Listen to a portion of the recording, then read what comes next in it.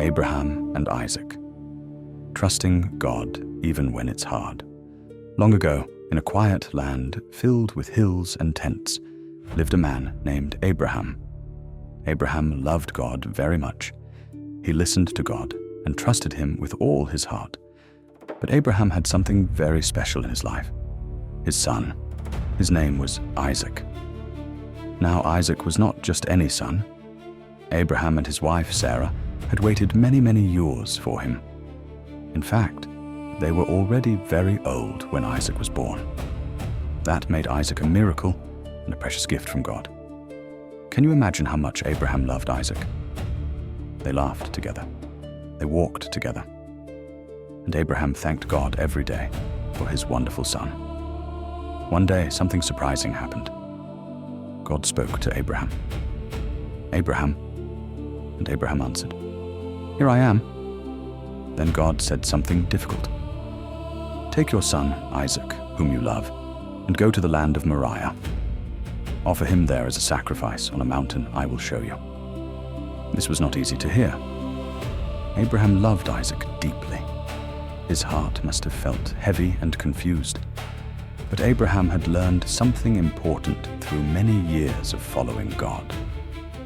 God could be trusted, even when he did not understand. So early the next morning, Abraham prepared for the journey. Isaac came along, and together they traveled toward the mountain God had shown. The journey took several days. Imagine the sound of their footsteps, the whisper of the wind, and the quiet thoughts in Abraham's heart. When they finally reached the mountain, Abraham told the servants to stay behind. Then Abraham and Isaac walked up the mountain together.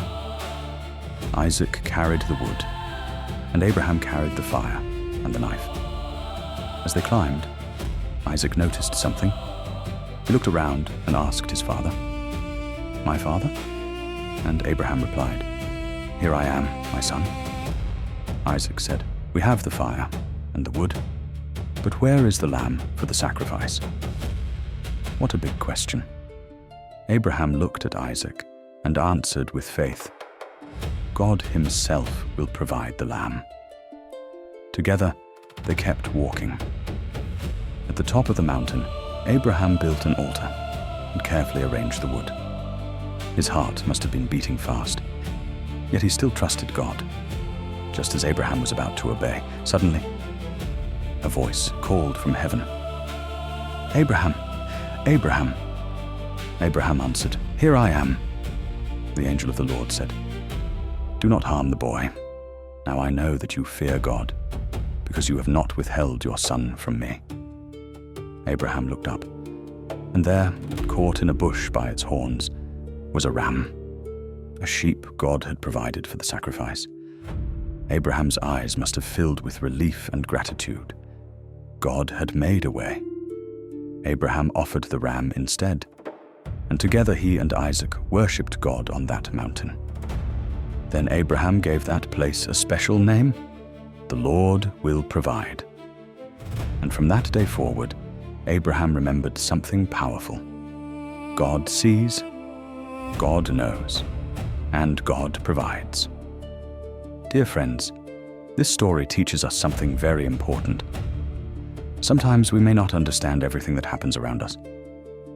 Maybe we feel afraid. Maybe we wonder if God hears us. But just like Abraham, we can learn to trust God. Trusting God does not mean everything is always easy.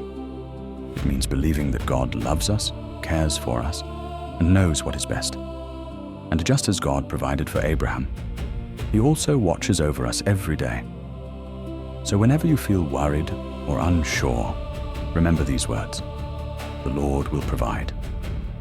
And remember, God loves you very much,